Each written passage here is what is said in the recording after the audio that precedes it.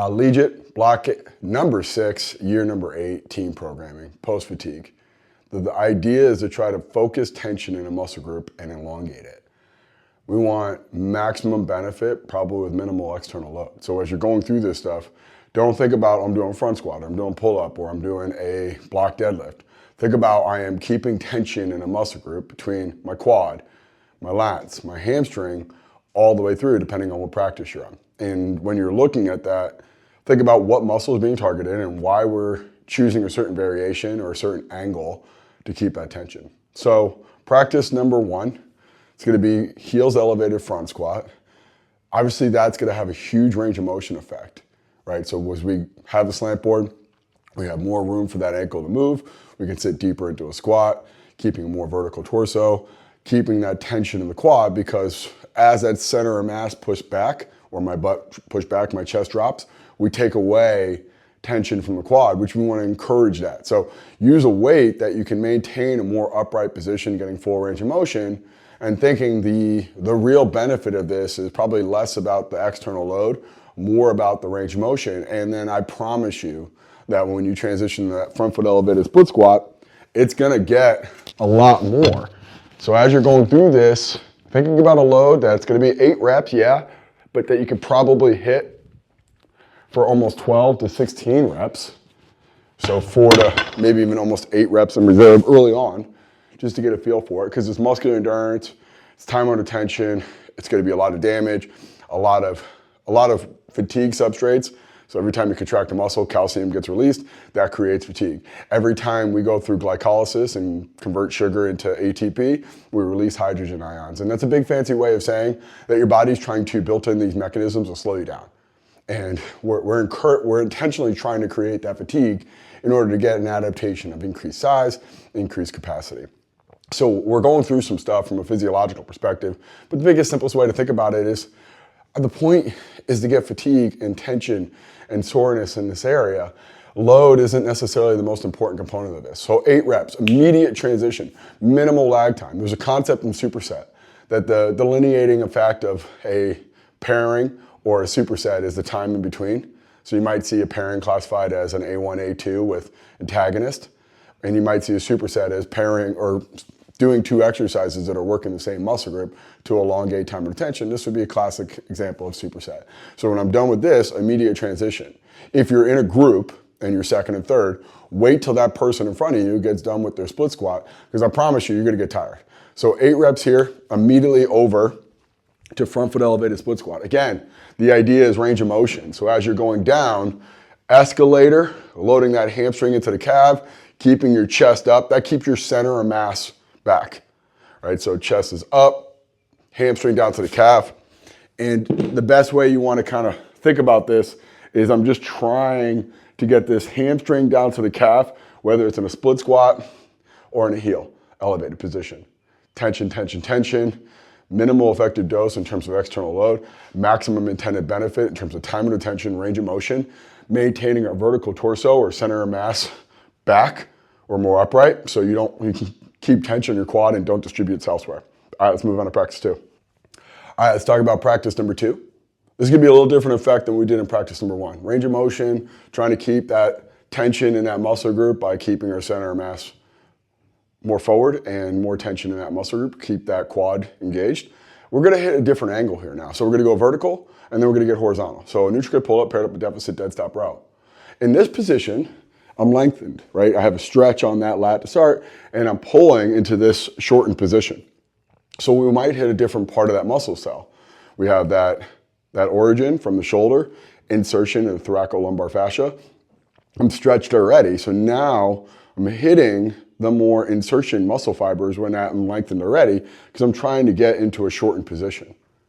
And depending on the size of your muscle belly and how much fascia you have or how much connective tissue you have, really kind of changes that, but that's the general idea, is to try to hit different portions of that muscle belly so you can get the insertion part in that vertical pull, neutral grip pull up. And then now I'm gonna be inverted and I'm gonna hit more of the proximal or that origin part of that muscle fiber. Setting up here, pulling, and then down. What you'll find is there's going to be rate limiting steps, right? So body weight exercise, 4 to 8 reps is the way we'll accommodate that. If you can get 6 reps plus, do 6 to 8. If you can't do 6, do 3 to 4. In regards to that bottleneck that we create, if someone's doing 4 and the person behind them is doing 4 as well, we're going to still be doing 8 here. And we want to make sure that we're accounting for that transition. So if that person in front of you is only doing 4, or you're only doing 4 and the person behind you or in front of you did 8, just give them that whole set, right? No matter what, just give them A2, right? They're going to get A2, then you go. Because what we want is that minimal transition to keep tension on that muscle. So if I go immediately from A1 to A2, tension's elongated, stress accumulates, better bang for a buck. If I go A1 and then have to wait for a person in front of me to go to get my A2 started, we lose that desired effect. We want a concentrated dose of tension for that 16 total reps with a 2x of tempo.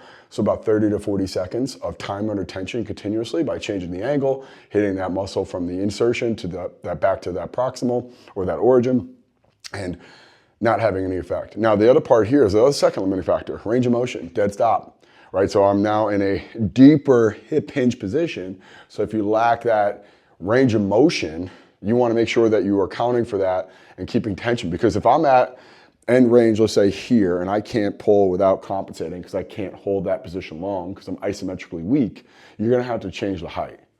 Ideally, you're as inverted as possible. Your torso parallel to the ground here. We get further because what that will do is pull tension longer into that proximal origin muscle fiber and keep that effect that much more. And we distribute the stress equally, right? Lengthened, shortened, we get a little bit more bang for our buck, we get a little bit more elongation. But if I lack range of motion, I'm more in this upright position, we're just hitting that muscle fiber in a lot of the same points. Now, with all that being said, we want to make sure that we have disciplined reps. Range of motion, pulling back, head through at the bottom, chin over at the top. Don't lose sight of the fact that the quality is predicated off the input. So if I don't get really good range of motion, control at that range, probably going to lose or diminish the effect which I'm trying to create. Let's move on to practice 3. Last practice in team, practice number 3. Post fatigue, hitting tension in the hamstring. We're going to open up with block deadlift. If you do have a full rack at your facility, we'll be off the pins. So this is a rack pull. Now from here, we could consider this a partial or hitting more of that proximal muscle fiber. And we're going to consider that a lengthen, hitting a little bit more of that distal or where that inserts to. And we'll go through what that actually looks like. Now, the key though, is as we're loading this up, this can get pretty heavy, right? And that's okay. It's not a big deal as long as we're maintaining that position, holding that. And what we utilize is a kind of auto-regulated, self-limiting approach of double overhand grip. If you can hook grip, that's fine. But trying to avoid using straps in this circumstance because we want things that are supposed to give out early to be the rate limiting step before things that aren't supposed to give out when we are under fatigue, meaning that I'd rather have your grip give out than your back. So load here, again, moderate. I think the idea is continuous tension, not external load. 6 to 8 reps here, good strong position. Thinking about, I'm just essentially trying to extend my hip and then back down, strong head to heel, keeping my butt back, pulling straight up and through. And then we immediately transition to a seated good morning. Imagine this is just a RDL with your hips in contact with the bench. That's the easiest way I can describe it. Minimal transition time, 10 seconds or less, rack the bar, go over here. From here, there's gonna be 2 positions you can play with. The longer your legs, the more tension you have to start, which pulls more on that insertion and a little bit more in terms of this. And there's gonna be 2 anchor points here, which we'll go through. The idea though is I want to be lengthened until I realize I can't do that or maintain a neutral spine. So as I go down, grab onto my dumbbells, strong, load. You should feel a significant hamstring stretch here. Now,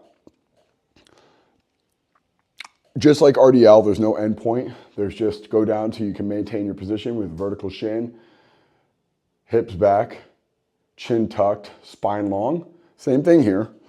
The only difference is my anchor point is my butt in contact with the ground. So now I have a different almost point where my body has to adjust and accommodate that load for my hips as opposed to just my feet. So I'm not balancing myself out. I'm just trying to keep my body long and strong. Now, as I go through this, let's say that I'm a person that does really, really tight hamstrings and limited in terms of range, and we're just doing these. What we'll do is accommodate that by taking tension off, or taking length away off the start to maintain tension through a larger range of motion. So we'll bend our knees, and then now I should be able to get a little bit lower than I would before because I don't have as much pull from here on that pelvis. And that pelvis is the thing that's gonna happen up that spine to keep me moving forward. And that's kind of the trick here. It's fatigue's inevitable, good fatigue, stressing the right tissues, creating that tension in the muscle group that we need to do. That's gonna be the foundational piece of getting the best effect from post-fatigue. Trying not to fight it with, hey, I'm just gonna go really heavy or go through partial range of motion or losing my position. Quality input, quality output, right? So that's the key, is boom, boom, no transition time, choosing a load that we can maintain for 16 reps as opposed to what I can do for 8 and then 8. They're not isolated, they're integrated. You might as well just continuously call them one set or A1. And then getting as much range to target the insertion, the origin, hitting the angle, hitting all of the stuff that we know that we can get from a full robust profile of contraction and tension, and we can get a whole lot of good outcomes from this. All right, let's move on to strength. So we're on strength, block number 6. This idea is gonna be alternating clusters. When we're talking about clusters, we're thinking about getting a period of rest on one side or in between reps. So intra-set rest. And there's a couple ways we can do that. There can be just doing a rep and resting, or there could be more of a unilateral approach, which we're doing here, alternating. So the idea is I'm working one side while resting the other, then I go to the other side while resting the other. When we're thinking about the tempo here, it's important, 5-0 tempo, and then the transition, let's just say arguably 3-4 seconds. In theory, a lot of this is gonna be what we call an 8-second to 10-second cluster. Now, if you're more of this like fast twitch muscle fiber type, you wanna lengthen it out. If you're more of a moderate to slow twitch, shorter workloads are gonna be fine, right? Because the premise of clusters is try to manage fatigue for fast twitch, really, really explosive athletes. But for the most part, anyone who's looking at, how do I get more weight on the dumbbell or a bar, it's getting a little bit more rest in between and just trying to get in between reps and then trying to get as much focus on external load. Now, that's the other thing I want to really talk about here is blast through whatever ceiling you think is like a heavy weight, right? I do this split squat with this, or I do rows with this. Throw that out the window. What we're trying to focus on right now, more so than anything, is creating a higher ceiling and just setting some sort of really expectation of what's heavy, what's hard, and blasting through that. And now you have a whole new understanding of what you're capable of. Practice 1, A1, is gonna be a rear foot elevated split squat. If you've done this with us, there's no idea of a pad, right? There's control and there's no bounce. Now, the way you're gonna set up here is thinking about if you're ever familiar with doing a quad hamstring or quad hip flexor stretch by putting your foot elevated and then going down to the ground, touching your knee. That's your end point here. If I collapse down to the ground, probably too high, I'd rather you lower the roller pad than grab a balance pad. So we don't want to bounce our knee, we want to touch our knee, and that demonstrates control at end range. Now, the tempo will be 5, 4, 3, 2, 1, up. Now I'm resting that leg I just worked. 5, 4, 3, 2, 1. Transition, transition, transition, transition. So we're gonna go 3 each side, right, left, right, left, right, left. And that rest will be happening in that set. 5 sets of 3, 5-0 tempo. Grab on to some really heavy dumbbells. And you might think, oh wow, this is really easy. Go heavier, go heavier. Reps don't go down, the weight goes up.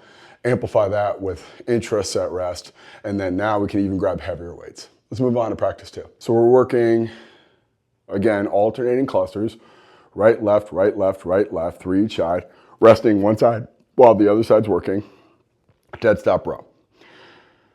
This is a good variation for us in this particular type of protocol because we want to completely rest one side. If we were going to do like a bent over row, grip, some other components of potentially your back stamina or your hamstring length will have an impact here. So as we're going through this, as much as you possibly can while maintaining tension in your spine and your torso, you want to think, I'm resting the non-working arm. So setting up here, kettlebells in between your feet, chin tucked, knees back, pull, 5, 4, 3, 2, 1. Now that arm is resting. 5, 4, 3, 2, 1. Now this arm will rest. We'll just go back and forth, right, left, until we get to that 3 each side. 5 sets. Heavy, maintain position, maintain your torso, push yourself. All right, let's go on to practice 3. All right, so practice 3, last practice, going over strength. With this, we're gonna go single leg RDL with 2 dumbbells. And again, we have a lot of variations of single leg RDL. The idea though is we're loading up one leg in a hinge pattern. Now, we're gonna alternate right, left. So as my right leg goes up in the sky, I will be working my left leg and then they'll switch and I'll be working my opposite leg that next rep. So 2 dumbbells, chin tucked, back flat, push that heel, butt back, 5, 4, 3, 2, 1, pull. Now I'm switching, left leg down, 5, 4, 3, 2, 1, and up. We should be able to get some pretty significant weight on this because it's only 3 reps. We're getting rest on one side versus the other. And we can really challenge that notion of what is heavy in that single leg RDL, blasting through whatever ceiling that you might think you have. All right, so that concludes strength. Let's finish up with practice up. Block number 6 with practice 4. We're gonna go close grip bench, 8 with a 2-0 exo tempo. Block or deficit push up with also a 2-0 exo tempo and 8 reps. Again, the idea is to keep tension. So one of the things we'll talk about here probably down the road will be this idea of extensor muscles or pusher-based muscles are a little bit more sarcomeres. They're more pennate in angle, so they have this higher capacity for force versus flexor-based muscles are going to be more parallel in nature, and they're going to have a little less sarcomeres and a little bit more connective tissue, so they're going to be a little bit more capable with things like velocity or moving things fast. As we're loading up with protocols like post-fatigue, you know, the idea is understanding the muscle architecture and trying to load it up there. So you'll see practice 1 and team, a very similar movement, same thing with practice 4, because they're both pushing based exercise, extensor, where we're trying to press. So if we look at the tricep, we look at the pec, we look at the quad, those are gonna be muscle groups that have a higher force, right? You can just look at the actual like muscle itself. There's 4 muscles within the quad, 3 muscles within the tricep. Pec is like a lot like the glute, where it can distribute and manage a lot of load, but it actually really plays a significant role in overcoming. So when you're going through something like that, relatively speaking to posterior chain or upper back, you know, think about the architecture and how it can handle external load with heavy compound multi-joint movements, and then trying to continue tension. So that will be the foundation here, is to load this up as we're going through. All right, so close grip bench, setup wise, 5 points of contact, head, shoulders, butt, 2 feet. We want to go index on the edge of the smooth. Where it stops being rough, that's where we want to put our index.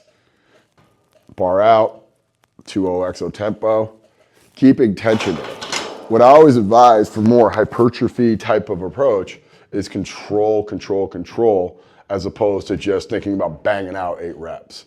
As soon as you're done with that, minimal lag time, right? We want violent transition to the push-up. And then you can see here, if I was gonna go down on bench, the bar stops extension, so this is where the bar contacts. In this push-up, in theory, we should be able to get an extra couple degrees of range of motion. So I want to think about that and taking that into my advantage to getting deeper into this range. And the deeper the range, the better. So as I load up 3 blocks, 6 blocks, you know, whatever have you, but as long as we get to that ground, loading all the way down, getting more extension of that shoulder, and then driving up. Same concept, keeping tension in that muscle group, the pec, the tri, controlled concentric, to maintain that tension. That's block number 6. Thank you guys. Get some creatine, get some aminos, get some protein. I can't stress it enough. You will not be able to go through this without some really good support. Thank you.